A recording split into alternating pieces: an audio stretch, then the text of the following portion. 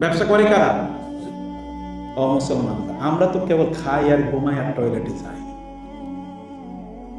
অধিকাংশ লোকই দেখেন, এই যে আপনাদের ঘরে আপনাদের ছেলে মেয়েদের বয়স 22, 23, 24, 25, 26, ওরা আপনাদের রান্না খায় কেমনে? আমার তো অবাক লাগে। ওরা খায় কিভাবে? ওরা এই ঘরে থাকে কিভাবে? এরা তো ওমরের যুগ হতো, তাহলে ওদেরকে পিটে ঘর থেকে বের করে দিত। জুমাবারে আপনারা ওই সূরা শুনেন নাই? ফাইদা কুদিয়াতিস সালাতু ফান্তাশিরু ফিল আরদি ওয়াবতাগু মিন ফাদলিল্লাহ। নামাজ শেষ, মসজিদ থেকে বের হয়ে যাও যাও। ওমর রাদিয়াল্লাহু তাআলা দেখলেন নামাজের পরে একদল ইয়াং মেন মসজিদে বসে তাসবিহ তাহলিল করতেন। কি ব্যাপার এখানে কেন? বলে আমরা আল্লাহর স্মরণ করতেছি। বেত নিয়ে এসে পিটামো অথবা যাও বাইরে কাজ করো। আল্লাহ তাআলা আসমান থেকে পানি নাজিল করেন, খাবার নাজিল করেন না। আসমান থেকে কি আসে? পানি। পানি দিয়ে এরপরে কি করতে হবে? উৎপাদন করতে হবে। ওটা করো। ঈসা আলাইহিস সালাতু ওয়াস সালাম তিনি দেখলেন এক ব্যক্তি মসজিদে বসে কেবল ইবাদত করে, আর তার ভাই এই 24 ঘন্টা ইবাদত করে, আর তার ভাই তার জন্য মাঝে মাঝে খাবার নিয়ে আসে, তিনি খান। উনিও ইবাদত যতটুকু বাধ্যতামূলক ওগুলো করেন। তো ইসলাম তাকে জিজ্ঞেস করলেন, কি তুমি এন করো কি? বলে আমি এখানে ইবাদত করি। তোমার ভাই কোনো উনি আমার জন্য খাবার নিয়ে আসে। তো তোমার ভাই তো তোমার সে বহু উন্নত, সে তোমারে খাওয়ায়, নিজের ইবাদত করে তোমার খাবারের ব্যবস্থা করে। তো তুমি ইবাদত করে যে সওয়াব পাবা পুরোটা তো সে পেয়ে যাচ্ছে। হি ইজ সাপোর্টিং ইউ, সে তো তোমাকে সাপোর্ট করছে। ইসলাম একটা অকর্মণ্য জাতি তৈরি করার জন্য আসে নাই, ইসলাম মানুষকে প্রোডাক্টিভ করার জন্য এসছে। গোটা পৃথিবী আরবরা যখন ইসলাম এসছে তখন আরবরা গোটা পৃথিবী শাসন করছে অর্থনৈতিকভাবে। সব টাকা পয়সা মালিক আরবরা, মুসলমান। আর অন্যরা মুসলমানদের কাছ থেকে ভিক্ষা করে, আর এখন মুসলমানরা অন্যদের কাছ থেকে ভিক্ষা করে। মুসলমানদের কোনো পণ্য নাই, কোনো উৎপাদন নাই, কিচ্ছু নাই, কেবল খায় ঘুমায় আর টয়লেটে যায়। বললাম না, কোনো উৎপাদন নাই। মুসলমানদের দেশে পোলাপাই নিয়াং পোলাপাই ওরা কি করে 25, 30, 35 বছর। এখন দেখেন বিসিএস এর জন্য আন্দোলন করতেছে, 32 বছর পর্যন্ত বিসিএস করে দেন। আমি বলছি এগুলো সবগুলো ডাস্টবিনে ঢুকে এগুলো ওইখানে বন্দি করে রাখা উচিত। কেমনে চাই ও 32 বছর পর্যন্ত আকাম কুকাম করে এরপরে ও মানে ইয়ে করতে যাবে, চাকরি করবে। আপনি দেখেন অথচ ইউরোপ আমেরিকা ওইখানে যারা ইউনিভার্সিটিতে পড়ে, ওর পাশাপাশি তাদেরকে একটা জব করা লাগে, একটা কাজ করা লাগে, পাশাপাশি পার্ট টাইম তারা জব করে। আর আমাদের এখানে 32 ফষ্টি করবো, সিনেমা দেখবো, মেয়েদের সাথে আড্ডাবাজি করবে, ছেলেদের সাথে আড্ডাবাজি করবে, ইউটিউব টিপাইবো, ফেসবুক টিপাইবো, আর রাতের বেলা কম্পিউটার গেমস খেলবে। আর আমার একটা BCS, high BCS, high BCS, high চাকরি, হাই ব্যাংক, এগুলো নিয়ে আসে। এগুলো দিয়ে কি হবে? এগুলো লাইসাফি আমাদের দুনিয়া ওয়ালাফি আমাদের আখিরা। এগুলো দুনিয়ার কামেও না, আখিরাতের কামেও না। ওমর রাদিয়াল্লাহু তাআলা কোনো যুবককে জিজ্ঞেস করলো, তুমি করো? যদি বলতো কোনো কাম করি না, তখন তুমি কি কাজ করবে নাকি আমি ইয়ে করবো, তোমার ব্যাপারে শাস্তিমূলক ব্যবস্থা নেই। কাজের মধ্যে ঢুকে যাওয়া, ব্যবসা বাণিজ্য করা, ব্যবসা এটা শ্রেষ্ঠতম উপায় আপনি আয় ইনকাম করার জন্য। আল্লাহ সুবহানাহু ওয়া তাআলা কোরআনে যারা আল্লাহর রাস্তায় যুদ্ধ করে দুই ধরনের লোকের কথা উল্লেখ করেছেন। একদল হচ্ছে আল্লাহর রাস্তায় যুদ্ধ করে, এদের মতো সমান মর্যাদাবান আরেক দল লোক আছে যারা ব্যবসা বাণিজ্য করে টাকা ইনকাম করে। যোদ্ধাদের জন্য, যোদ্ধা যারা, তাদের জন্য অস্ত্র কেনা লাগবে না। অস্ত্র কিনবে কি দিয়ে? টাকা এই পুকুর থেকে, এই ব্যবসায়ীদের টাকা। যিনি যুদ্ধ করবে তার জন্য বর্ম কেনা লাগবে, তার জন্য বাহন কেনা লাগবে। এই বাহনের টাকা আসবে কোথেকে? আচ্ছা, মসজিদ চলবে কোথায়? মসজিদ বানাইবো কে? কার টাকা দিয়ে? ফকিরদের টাকা দিয়ে? ভিক্ষা করছে এই ভাই 2 টাকা ভিক্ষা দেন, এই সে মসজিদ বানাইছে? মসজিদের উন্নয়নে কি ভিক্ষুকদের টাকা কাজে লাগে নাকি ধনীদের টাকা কাজে লাগে? মাদ্রাসা চালায় কারা? ভিক্ষুকরা না ধনীরা? ধনীরা। এই পৃথিবীতে দাওয়াতি কাজ করার জন্য ইনভেস্টমেন্ট লাগবে না, টাকা লাগবে না? এই যে ধরেন এই যে আলেমদেরকে দাওয়াত দেয়, দাওয়াত দিয়ে ধরেন কোনো একটা জায়গায় আলেমদেরকে দাওয়াত দিল, একটা মাহফিল করলো, ওইখানে টাকা কারা দেয়? ভিক্ষুকরা দেয়? তাহলে সবই তো ধনীদেরই কাজ। আমি তো দেখতেছি রাসূলুল্লাহ সাল্লাল্লাহু আলাইহি ওয়াসাল্লামের কাছে গরিব সাহাবীরা এসে বলেন, ইয়া রাসূলুল্লাহ, ধনীরা তো সব কাম করে ফেলছে, আমরা যা ইবাদত করি তারা তাই করে, কিন্তু অতিরিক্ত তারা কি করে? হজ করে, অতিরিক্ত তারা সাদাকা করে, যাকাত দেয়। আমরা তো এগুলো কিছু করতে পারি না, আমরা তো তাদের থেকে পিছিয়ে আছি। আমাদেরকে এমন একটা ইবাদত শিখিয়ে দেন যা করলে আমরা তাদের সমান হতে পারি।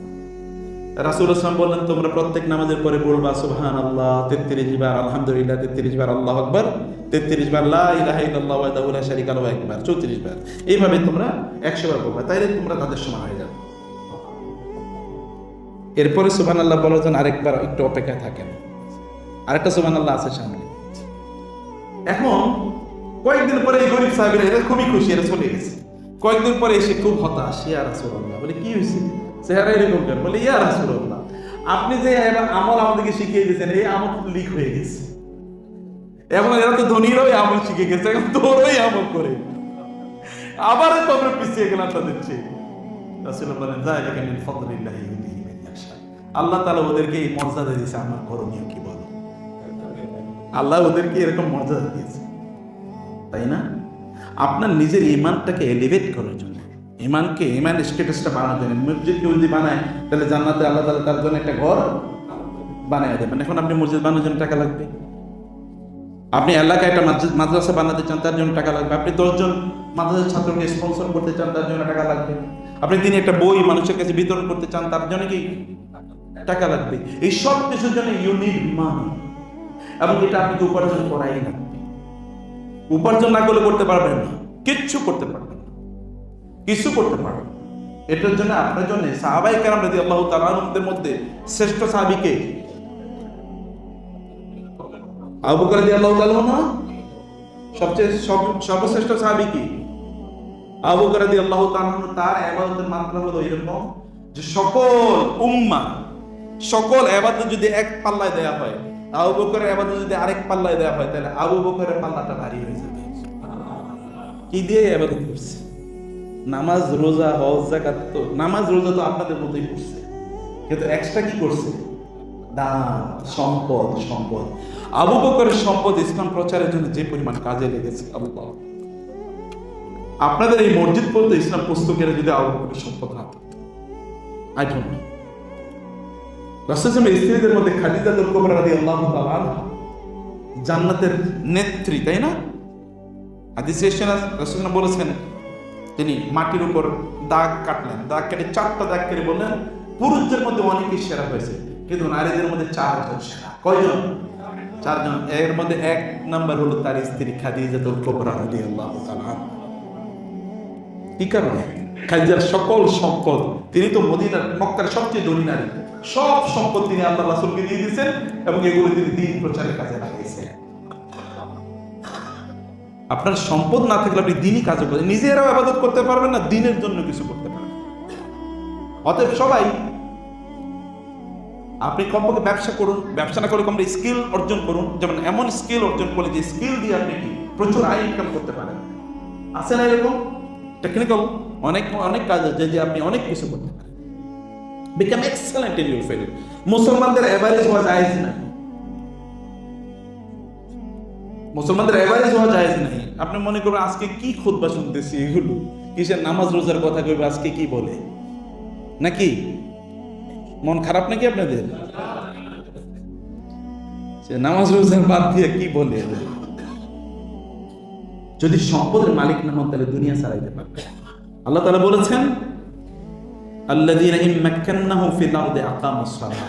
জমিনে যদি নামাজকে প্রতিষ্ঠা করতে চান, যে সবাইকে নামাজ পড়তে হবে বাধ্যতামূলক, তাহলে টাকার ইনকাম, টাকার প্রচুর মালিক হওয়া লাগবে।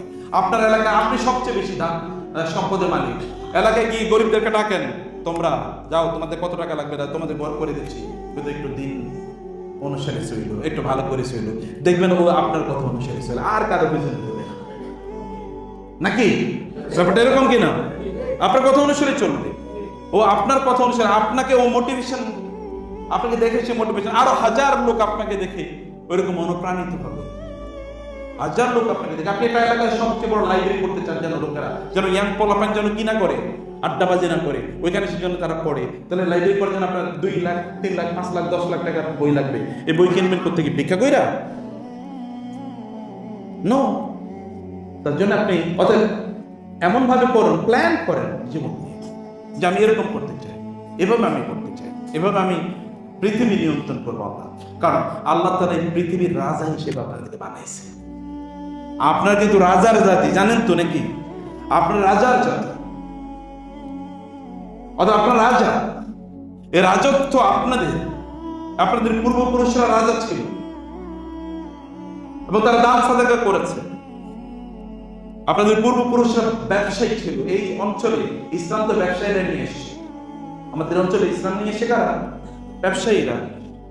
ওই যে অন্যদের সাথে, সুফিদের সাথে, ওই যে যারা শাহজালাল ইয়ামানি বা তাদের সাথে এই দেশে ইসলাম নিয়ে এসে ব্যবসায়ীরা সারা পৃথিবীতে ব্যবসায়ী ইসলাম নিয়ে গেছে। আমেরিকাতে মুসলমানরা ওই কলম্বাসের প্রায় 477 বছর আগে গেছে ব্যবসা করার জন্য। কলম্বাসরা তো ডাকাতরা কয়েকদিন পরে গেছে, ওর তো ডাকাতের জাতি ব্রিটিশরা, ইউরোপিয়ান। আর মুসলমানরা গেছে, যেখানেই গেছে সেখানে তারা ব্যবসা দিয়ে মানুষকে উন্নয়ন করে দিয়েছে, মানুষের লাইফস্টাইল পরিবর্তন করে দিয়েছে। অতএব আপনারা যারা আছেন, আপনাদেরকে বলবো যে মাথায় এটা রাখুন যে আমরা রব্বানা আতিনা ফিদ দুনিয়া হাসানা ওয়া ফিল আখিরাতি হাসানা।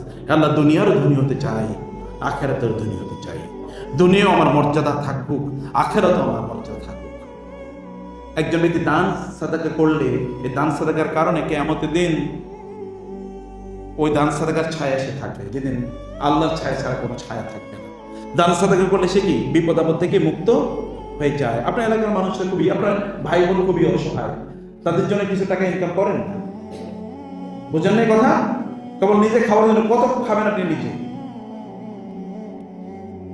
আপনার মাকে এতদিন খুবই কষ্ট করেছে, তাকে একটু শান্তি দেওয়ার জন্য কিছু টাকা ইনকাম করেন না? আপনার বাবা আপনার জন্য কত কষ্ট করে, তার জন্য কিছু ইনকাম করেন না? সময়টাকে ব্যয় করেন প্রোডাক্টিভ কাজ, উৎপাদনের কাজে, ছোট্ট করে হলেও কিছু উৎপাদন করেন। কারণ উৎপাদনশীলতা আল্লাহ তাআলার বৈশিষ্ট্য।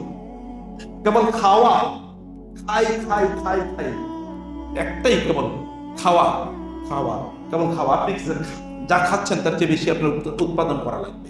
কেবল নিজের জন্য না, মাতাআল্লাকুম ওয়ালি আনআমিকুম, নিজের জন্য এবং নিজের ক্যাটল, গরু ছাগল ইত্যাদির জন্য উৎপাদন করা লাগবে।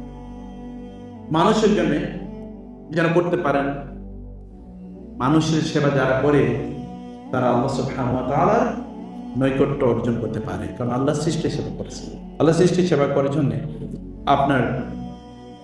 আপনার কিছু, আবার বলছি, আমরা ব্যবসা করুন অথবা তার পাশে, অথবা মানে স্কিল, যোগ্যতা অর্জন করুন। যোগ্যতা, সবাই তো আর ব্যবসা করবে না, কিছু কিছু যোগ্যতা অর্জন করুন।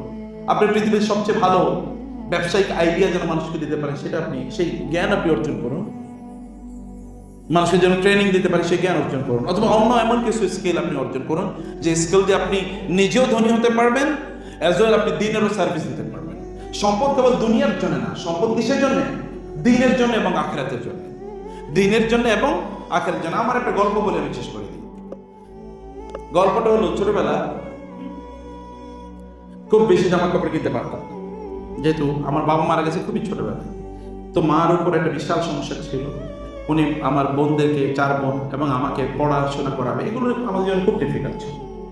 তো একবার কি হলো, আমাদের বাসায় মোস্ট প্রবাবলি পাশের কারো খুব নতুন জামা কাপড় এবং জুতা এগুলো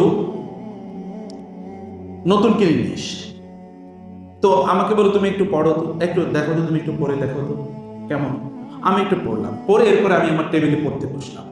আমি আল্লাহর কসম তখন কেমন অনুভূতিটা বলি, তখন আমার মনে হয়েছে এরকম জামা কাপড় যদি আমার সবসময় থাকতো, তাইলে তো এই এলাকার না, এই দেশেরও কেউ আমার সামনে দাঁড়াতে পারতাম পড়াশোনায়।